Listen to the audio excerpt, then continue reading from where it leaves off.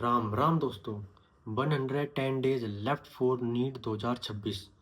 इस वीडियो में हम बात करेंगे केमिस्ट्री की हेकड़ी कैसे निकालें, नीट फिजिक्स को उसकी औकात कैसे दिखाए।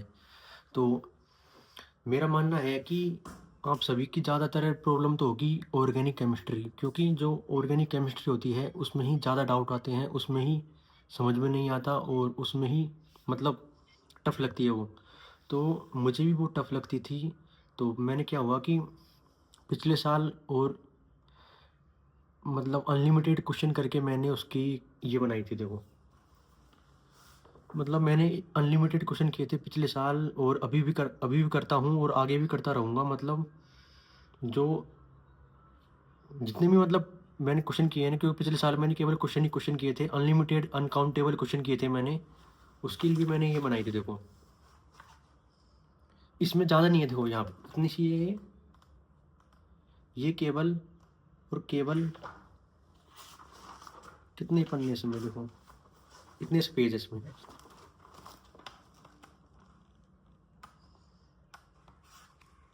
इसमें मतलब ये जितने भी पेज है ना, इसमें जितने भी क्वेश्चन रिपीट होते हैं टेस्ट में, एलन टेस्ट में, आकाश टेस्ट में, पीडब्ल्यू टेस्ट में, जितने भी टेस्ट है, जो मैक्सिमम क्वेश्चन रिपीट होते हैं, मतलब जो इंपॉर्टेंट क्वेश्चन है, जाहिर सी बात है वो ही रिपीट होते होंगे। तो मैंने पिछले साल ना तो लेक्चर देखे थे, ना मैंने कुछ और किया था, केवल क्वेश्चन प्रैक्टिस की थी पूरे साल। और अभी भी मैं क्वेश्चन प्रैक्टिस ही करता हूँ। तो जितने भी वो मैंने अभी भी करता हूँ, तो मुझे इसमें से सारा पेपर मिल जाता है ऑर्गेनिक केमिस्ट्री का। स्पेशली ऑर्गेनिक केमिस्ट्री की बात बता रहा हूँ मैं, क्योंकि जो ऑर्गेनिक केमिस्ट्री है उसके मैक्सिमम क्वेश्चन रिपीट होते हैं, बार बार रिपीट होते हैं, और ज़्यादा तो उसका सिलेबस है नहीं है। देखो, ऑर्गेनिक केमिस्ट्री में गिनती के मतलब मान लो आप 11वीं 12वीं में मतलब कितनी सी पोर्शन उसका 15 क्वेश्चन ही आते हैं उसके, तो ज़्यादा पोर्शन है नहीं है उसका। तो इसमें से मैक्सिमम क्वेश्चन रिपीट होते हैं, जो बार बार रिपीट होते हैं, उनको मैंने इसमें लिख लिया है। अगर आपको ये चाहिए तो आप कमेंट कर सकते हैं। इसमें मैंने मतलब ये नहीं है, इसमें कोई नोट्स वगैरह नहीं है, ये केवल वो है कि जो इंपॉर्टेंट क्वेश्चन बनते हैं उसकी मतलब ऐसे लिख दिया कि क्या क्या क्वेश्चन बनता है उसके, मतलब एकदम साफ भाषा में लिख रखा है। कोई कॉम्प्लेक्स लैंग्वेज नहीं है, एकदम साफ भाषा में मैंने इसको लिख रखा है। तो इसमें से अगर आप इसको पढ़ लोगे तो आई थिंक आपके मैक्सिमम क्वेश्चन बन जाएंगे। नेक्स्ट बात करते हैं इनऑर्गेनिक केमिस्ट्री की। तो इनऑर्गेनिक केमिस्ट्री में तो एक तो पीरियोडिक टेबल है, और एक केमिकल बॉन्डिंग है, और एक कोऑर्डिनेशन आइसोमेरिज्म है। जो कि कोऑर्डिनेशन में आइसोमेरिज्म में वो होता है ना, साइंस टीचर विनीता करपलानी मन फैकोनी क्यों जान।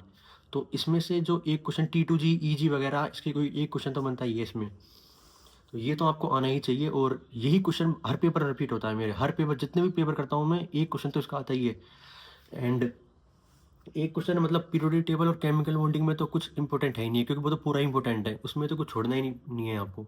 तो वो तो पूरा ही इंपॉर्टेंट है, पीरियोडिक टेबल, केमिकल बॉन्डिंग और कोऑर्डिनेशन आइसोमेरिज्म भी पूरा इंपॉर्टेंट है।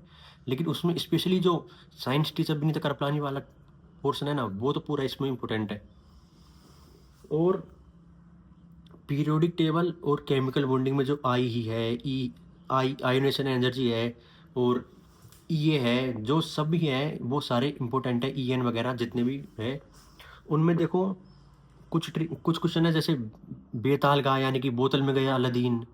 और ये भी जितने एक्सेप्शन है उनकी ट्रिक्स है, सबको पता है। वो तो मेरे पास भी है, आपके पास भी होगी ट्रिक्स। तो वो उसकी काफ़ी ज़्यादा इंपॉर्टेंट है, क्योंकि वही बार बार रिपीट होते रहते हैं। मेल्टिंग पॉइंट, जैसे अपन एक बॉइलिंग पॉइंट का ऑर्डर है, देखो PH3 तो लास्ट लास्ट में आएगा, और सबास के बीच में NH3। तो SbH3, फिर NH3, फिर ASH3, और फिर PH3। तो सवास के बीच में NH3। ये जितनी भी ट्रिक है, ये मेल्टिंग पॉइंट बॉइलिंग पॉइंट की, ये काफ़ी ज़्यादा उसमें इंपॉर्टेंट बनती है। उसके लिए मैंने ये है, जब से मैंने अभी इतना तो कुछ लिखा नहीं है, लेकिन क्योंकि वो तो पूरी इंपॉर्टेंट है ना, उसमें लिखना ही क्या है। लेकिन फिर भी एक है, देखो एक जो अपन को मतलब मैक्सिमम क्वेश्चन इस बार नीट में 2025 में भी आया था, ये 101, 102, 103, 104, इनके नाम बताओ। मेंडेलवियम, नोलैंड नोलैंडबियम, लोरेंसियम, जितने भी है ये, इसकी ट्रिक क्या है। देखो, मैंगो नालो रूबी धूप से बहुत ही मीठे दिख रहे हैं। मैंगो नालो रूबी धूप से बहुत ही मीठे दिख रहे हैं।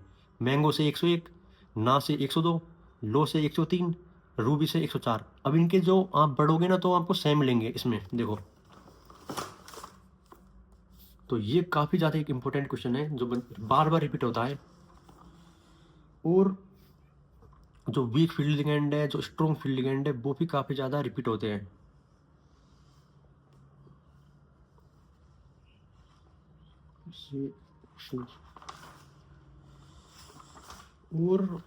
हाँ, और ये मेटलोइड है, ये भी काफ़ी ज़्यादा रिपीट होता रहता है। मेरे जैसे मेटलोइड में देखो आप, बालिका, सीता, गीता, ऐश्वर्या सब ट्यूशन पढ़ने आते हैं। तो ये मेटलोइड भी काफ़ी ज़्यादा रिपीट होता है ये क्वेश्चन।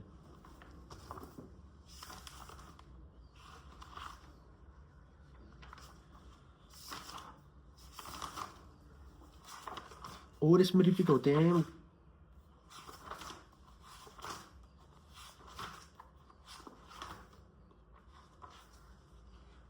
हाँ, जो सोल्युबिलिटी है, लैटिस एनर्जी है, एच ई है, हाइड्रेशन एंथैल्पी है, जितने भी ये टॉपिक है, थर्मल स्टेबिलिटी है, पोलराइजेशन है, ये काफ़ी ज़्यादा रिपीट होते हैं। Bond angle, bond energy, bond order से सारे क्वेश्चन बन जाते हैं। तो वो भी काफ़ी ज़्यादा इसमें इंपॉर्टेंट क्वेश्चन बनते हैं।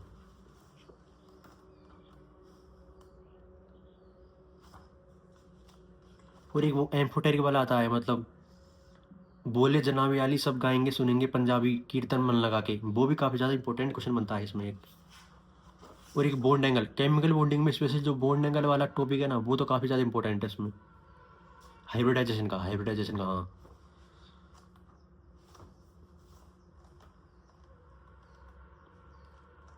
एक क्वेश्चन है ई का, इसमें मैंने अपनी पर्सनल टिक बनाई थी एक।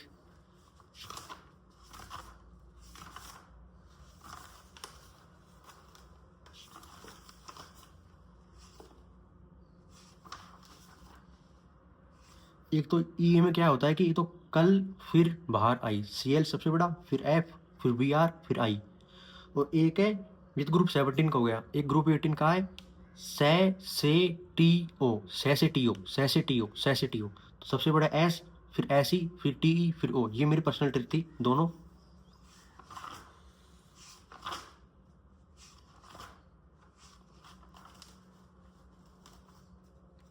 और एक है इसमें डी ब्लॉक, मतलब आयोनाइजेशन एनर्जी निकालते हैं तब IE बन की। तो ये है कि टी कॉफी के पास साइन बदलना है, TiCO और Fe के बाद में।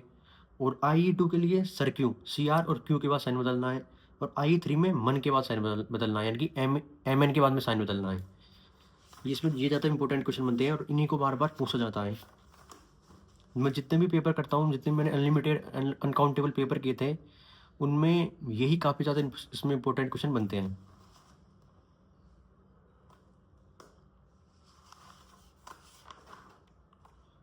और हाँ, अभी फिजिकल केमिस्ट्री बची है। फिजिकल केमिस्ट्री में क्या करना है आपको, फिजिकल केमिस्ट्री में जो मतलब इसमें क्या है, इसमें तो जितने भी कोई क्वेश्चन है न्यूमेरिकल स्पेशली, वो तो छोड़ना ही नहीं है उसको। तो जितने भी मतलब जैसे कि उसमें देखो, उसमें हाँ, वो आयोनिक इक्विलिब्रियम में, उसमें जितने भी जो pH बराबर, एक तो फॉर्मूला है बीक एसिड का 7 प्लस हाफ पी के plus half log c. Beak base में है 7 प्लस हाफ पी के, 7 माइनस हाफ पी के भी प्लस हाफ लॉग सी, नहीं माइनस हाफ लॉग सी। और बीक एसिड बीक बेस में है 7 माइनस हाफ पी के भी प्लस हाफ पी के। मतलब थोड़ा गलत हो सकता है मेरा, लेकिन जितने भी क्वेश्चन है उसमें pH वगैरह, और जो मतलब एक होता है वो first order reaction, zero order reaction, जितने भी ये तो मतलब first order reaction, zero order reaction है, एक्टिवेशन एनर्जी, ये तो हर पेपर में रिपीट ही होता है मैक्सिमम क्वेश्चन। ये इतना इंपॉर्टेंट क्वेश्चन है कि रिपीट होता ही है। और मतलब उसमें तो जितने भी न्यूमेरिकल है वो तो आपको आने ही चाहिए। और थ्योरी वाला पोर्शन आपका गलत हो सकता है, लेकिन जो न्यूमेरिकल है स्पेशली, वो तो गलत होने ही नहीं चाहिए, क्योंकि वो तो मतलब लिमिटेड ही बनती है इसमें। और एक 96-500 वाला वो आता है, वो वाला काफ़ी ज़्यादा क्वेश्चन आता है।